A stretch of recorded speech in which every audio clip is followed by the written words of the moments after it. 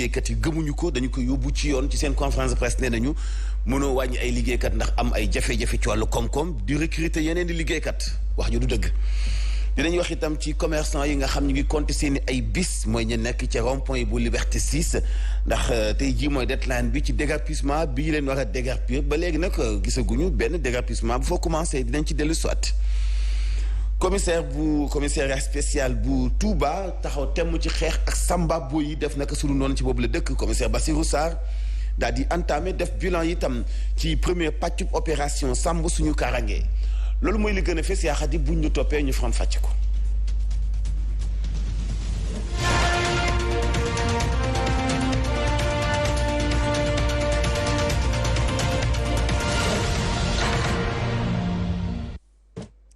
alaaji liggéeykat yewoon ca CDE te ñu nag daal leen rek dàqoon ñoom nag jamono ji dañoo bëgg a yóbbu société boobu ca yoon ndaxte kat gis nañ ni koppar moo manqué woon ba tax ñu dàq leen te jamono ji ña ngay wéy di jël ay nit. kon la ñu waxoon du dëgg ñu ngi affilié wu ci syndicat bi tudd EGTS muy organisation générale des travailleurs du Sénégal te itam ñooñee jàpp nañu ni wax li def la ca des moom xel mënu koo nangooy li tax ñu bëgg leen a yóbbu ci kanamu yoon dañu doon jàkkaarlu taskatu xibaar yi bi ñu xëyee. Abdoul Aziz Sow moo ñu fa teewaloon. lii di ay liggéeykat doon dóor waar ci consortium entreprise boobee sax dakkal seen lëkkaloo ak ñoom ne dañoo amee jafe-jafe ñi le kon nam ma yóbbu entreprise boobee ci yoon ndax ñàkk sàlloog yenn ci ay charte bi mu laataa def licenciement économique moom xam na ne délégué du personnel yi seen mandat jeex na ça fait 2 ans première faute lu tax deful lu dëppoo ak yoon maanaam mu créer les élections mu organiser les élections pour mu am des interlocuteurs légaux. ni ñu leen dàkkee ak anam bi ñu ko jaaralee ñu ñaawlu ko ndax nañu mbir mi respecté wul lu ñu duppee ancienneté. booy dàq ñii mujjee ñëw ñooy dem loi dafa leer. ñii mujjee ñëw ñii gën a ancien ci kër gi ñooy des. ñii am 53 ans nga bàyyi leen fa am nañu on a des preuves nga dàq. ay pères de famille à 2 ans de la retraite am na fii ci salle bi nga dàq ay 20 ans. seen lim toll ci 200 ñu dàq leen si jamono jooju liggéeykat yi ne ñu ngi recruter seen yeneen i morom tax ba ñu nekkoon li ñu leen dàq li yéen wul maana. une semaine balaa licenciement bi di am ñoom recruter woon nañu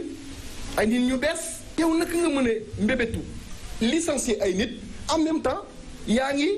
ci ay projet de recrutement. ku am difficulté économique doo xalaat recruter. ñi lee bootu ci centrale syndicale bi ñu duppee OGTS ñuy ñaawli itam anam bu ñu amalee indemnisation yi le alaaji ñu wax ci liggéeykatu wàllu ñii di nga xam ne ñoo tënku ci cadre unitaire wu syndicat de la santé ñoom dinañu nag dem ci grève niki 20 fan ak juróom jàpp 20 fan ak juróom benn ci weeru février ñuy xamle nag ni boobee grève di taye ñu def li nga xam te ne moo di service minimum. lu mënta ñàkk ci faj ñi tawat di dem ci l'hôpital yi fàttali ko leen ni cadre unitaire boobee li ñu bëgg mooy gouvernement bi respecté ay kàddoom te itam jéem a def volonté ci satisfaire leen seen ay kàddu yi jàmbat en tout cas daañu mobiliser mboolem liggéeykat yi nekk ci secteur boobee ngir la ñu bëgg ñu am ko ñu ngi ko annoncé ci seen conférence de presse bi ñu xëyee woon Fatmata Diop fa teewoon. liggéeykatu santé yi ab grève 2 fan lañu namm amal ci weer gi taftal ci ab service minimum lañ ca jublu moo di rek ñu daal di respecté xaatib déggoo yi dox seen diggante ak gouvernement bi lee comme nag jafe-jafe am na foofu ñu yoon may nag mooy continuer sunu plan d'action te liñ ci retenir woon mooy def grève générale service minimum dana am te secteur yi nga xamante ni moom la ñu maîtriser mooy les blocs opératoires yi service de dialyse yi service laboratoire service rajo yooyu ay la yewoon wax dëgg yàlla dinañ xam ni lii kat li ko waral mooy grève bi moo tax ni nam waroon doxewu ko te ki indi grève bi mooy gouvernement bi nga xamante ni taxaw nañ ci taxawaay boo xamante ni jàpp ni am nañ volonté régler problème moom. bu ñu sukkandikoo ci syndicaliste yi nee na lu nu mel dara wundu ko lu dul rek ñàkk ab volonté bu gouvernement bi ngir lijjanti mbiru liggéeykatu secteur santé bi lee ndax li ko waral dañu jàpp ni dafa am échec ci waxtaan bi nga xamante ni commencé nañ ko ak gouvernement bi te njëlbéen woon que le 5 février ci ministère de la santé dirigé par le directeur de cabinet point bi ñu indi à l'ordre du jour bokkul ak point yi nga xamante ni moom la ñu waxtaane woon kon ñu jàpp ni ñii jàpp nañ ne amuñu volonté régler suñu problème te syndicat ne dafa am lu ko yoon may comme nag jafe-jafe am na foofu li ñu mën a def mooy def li ñu yoon may. cadre unitaire des syndicats de la santé yi nag la ñuy naqarlu bokk na ci ñàkkum personnel bu qualifié bi waaye it gestion bu bon ci nañuy orienté budget yi ba tax na ñoom ñii nee nañ rek dinañ def seen kéem kàttan ba rek ñu daal di mën a indi ay saafara ci revendication yu ñuy def. Alaaji collectif ñoo lànk ñoo bañ aljuma ji di ñëw nag dinañu delloo buum ca mboy mboy. dañu bëgg mooy ñett ya ñu doon sàkku génn ci kaso bi Guy Marius Sagna ba noppi wàññi njëgu courant bi boole ci itam njiitu réew mi bañ di jëfandikoo li nga xamante ni bii mooy doole ci laq ay njabootam Cour des comptes rapport yi ciy bàyyeekoo ñu jalgati alalu askan wi nañu leen daan loole di ñetti tomb yi ñu waxtaane tey jëlee ci suba ci conférence de presse bi ñu doon amal Cheikh Ahmed Tidiane Diallo ak Malick Gadiaga ñoo fa teewoon. Macky Sall dégluwuñu lii de kàddu duppe ci waa collectif ñoo lànk ñoom nag ñu ngi ñaawlu anam yi ñu tegee loxo seen xarit Guy Marius Sagna. 9 novembre 2019 bi nga xamante ni bii weesu jàpp nañ ci nu dut yoon ki nga xamante ni mooy sunu àndandoo ci xeex bi ñu koy wax Guy Marius Sagna te jàpp boobu ñu ko jàpp ñu ngi ko yóbbu ci chambre bi ñu wax chambre 8 chambre juróom-ñett bi nga xamante ni moo nekk ci prison camp pénal pour lan ndax kat Guy Marius Sagna dañ ne dafa marche pour demander pour wax nañu wàññi courant bii nga xamante ni ci nuñ ko yekkooy du yoon. ñu sanctionné autorité yi luubal xaalisu réew mi te Cour des comptes wane leen loolu la ñu bëgg njiitu réew mi def ko. rapport Cour des comptes bi nga xamante ni moom moo génn ci jamono yi passé épingle ñenn ñi nga xamante ni ñi ngi ci biir nguur gi wax ni ñoom ñoo lañ bët alalu Sénégal ñoom ñoo jël alalu Sénégal ci noo xamante ni du yoon. ñooñu kat kenn laalu leen. am autorisation wala ñàkk ko ñoom nee nañu le 28 février dañuy dox ñaxtu ngir ñu wàññi courant bi. ñu ngi koy defee rond-point échangeur Foire bi nga xamante ni moom moo jógee Foire jëm ba rond-point Liberté 6 waaye dinañ jaar buntu camp pénal ak fa ñu war a jaar lépp. duñu musa bàyyi Guy Marius Sagna nekk ci kaso bi loolu moo nekkoon seen kàddu bu mujj. Alaaji ca rond-point Liberté 6 jaaykat yi nga xam ni ñoo fa nekk nag tey ci rek moo leen dese ay heure ay waxtu moo leen dese foofee ndaxte tey ci guddi lañ leen fa war a jëli. dañ doon ñaan nag ñu yokkal leen tuuti ndax xaw naa jàmp waaye déedéet préfet bi nee na jàmpul ndax am na ci ñoom daanaka téeméer boo jël juróom-ñett fukk yi jot nañu seen ay ndàmpaay ba noppi ngir mën faa bàyyeekoo ci ni mu gën a gaawee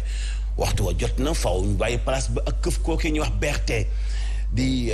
wata bus yi daw Dakar ak Guédiawaye leerale ak Mamadou Fofana. mooy Liberté 6 nag bëccëg bi tàngal la ko lool circulation bi daal di tar ca wet ga nag foofee nga xam ne nag commerçant ak tablier yi nag fa nañu nekk ñenn ñi bu ñuy jéem a rawale seen yenn yëf ya des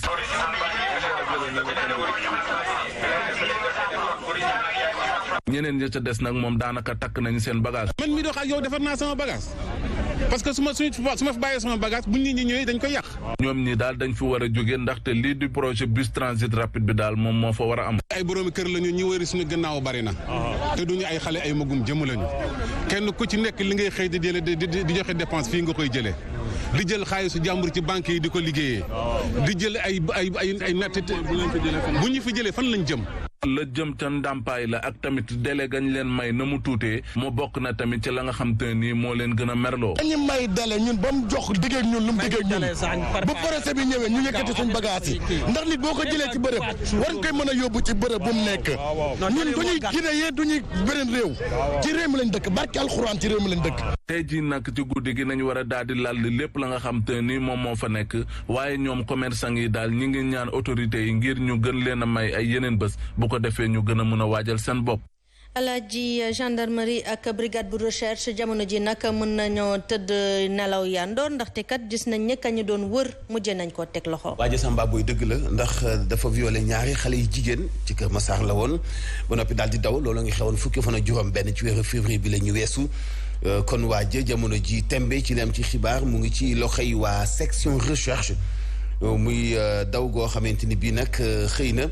xawoon na def tiitaange nag bi waa ji échappé li ci mën a fàttaliwaat di muy sukkandiku ci communiqué bi bàyyeekoo ci ñu yor communication ci gendarmerie nationale ni waa ji ci boppam teg nañu ko loxo démb ay vers 23h la ñu ko mujj teg loxo ci ay actions yoo xam ni gendarmerie bu Dakar ak bu Saint-Louis ñoo ko coordonné ñu mujj ko teg loxo waa ji daa nekkoon ci pexe sax nag ngir jéggi dem ci Mauritanie dugg gaal ngir mën a traverser dex gi dugg Mauritanie waaye pexeem sottiwul ab saay-saay la jàpp nañu ko.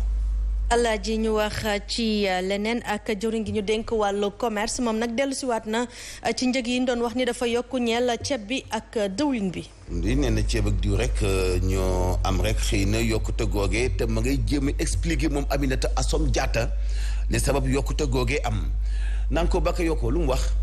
te la ñu nemmeeku ci njëgu dëwlin gi ak ceeb gi rax ci dolli ñuy laam-laamee yokkute gi nar a am ci njëgu gaz gi ay fan a ngi nii bi ñu ko ci laajee jëwriñ bi ñu dénk njënd ak njaay ci ndekki bu mu seqoon ak taskatu xibaar yi di dalal xel yi. boo xoolee prix yi 2019 ci produit pétrolier ak produit xanaa ceeb ñoom ñoo xaw a yokk ndax dañu gis ni ci marché international produit yooyu dañu gën a cher waaye yeneen produit yëpp prix bi ñu amoon depuis 2012 moom moo fi nekk. dëgg la gisoon nañu fan yële ñu jógee ay perturbations yu amoon ci approvisionnement huile bi ñu def ci ay jéego yu am solo pour le gaz à ce jour il n'y a pas de hausse, ce sont des rumeurs. ci wàllum prix bi dëgg la jotoon nañ fi gis problème yi donc ñu lu ñu envisager déjà moom mooy ñu gën a dëgëral dispositif bi nga xamante ne moom mooy tax ñu am régulation bu baax. ci noonu moom jëwriñ gi di sàkku ci entreprise yu ndaw yeeg yu yabambaay yi ci réew mi njëkk a jublu ci dace réew bi yëpp laataa ñuy xalaat di yóbbu biti réew. am nañu ay opportunité pour exporter waaye tamit dañu war a gën a dëgëral suñu entreprise yi ci biir marché national bi ndax bu entreprise yi dëgërul fii ci Sénégal dafay jafe ñu nekk ay entreprise yu am doole ci au niveau international ndax boo mënut a nekk jàmbaar dana jafe nga nekk foo xamante ne du sa dëkk. ci geneen wàll Aminata Assome Diatta ne fas yéene naa doxal ndigtal yi Cour des comptes def jëmale ko ci ñaari direction yu bokk ci ministère am. Alaaji tey jii mooy bés bi ñu jagleel nag langue yi wala sax kàllaama yi nga xam ne moom la nit ñi nàmp lu ni mel nag tax sax ñi nga xam ne ñoo ŋànk wàllu woowee ci réew mi nag di xool naka nañuy def ba daal di ko dugal ci biir njàng mi. xool ba nag ci panel lañ ko doon defee muy xeetu séminaire yooyu rek yaaxat yi nga xamante ni bii dañuy introduire nee nañu pexe ba ñuy fexe ba làkk réew mi ñu koy jëfandikoo ci l'école yi ba tax na ministre de l'éducation nationale ni yaakaar na ci jéegoy collectivité territoriale yi. Ajaratu Aïcha Ñing ma nga fa woon ca panel ba. xam-xam wàllug littérature teew ci bés bu ñu jagleel làkk bi ñu nàmp docteur Massamba Gueye di biral lan moo waral ñu tànn thème bi. dañuy wane rek ne tubaab bi mu ñëwee dafa dagg suñu gox yi dagg ko ne fii mooy Sénégal fii mooy Guinée fii mooy Gambie waaye dafay fekkoon njaboot yoo xam ne ñoom dañoo wéyoon ci gox yooyu tey ñu bëgg a wane ne làkk yi ñoom ñooy indi jàmm ndax bu ñu xoolee am li ñu bëgg a wane daal mooy làkk yi jàllale ci réew yi ñoom ñoo war a nekk làkk jàmmoo yi ñoo war a indi làkk lëkkaloo yi. kii di kàngam ci wàllu formation doctorale di dellusi ci lu waral ñuy jëfandikoo làkk yi ñu nàmp ci ni ñuy jàngalewee. def juróom-benn at école primaire boo koy jàngal ci làkku ndeyam war na faa mën a def ñeenti at te di doo soppi gis-gisu àddunaam ndax mënut a développé wu ci làkku jàmbur ku bëgg a développé wu da ngay jàng ci sa làkku ndey léegi nag nga ubbeeku nag ci làkk àdduna yi. ban làkk la ñu war a tànn bu boobaa. mooy ndax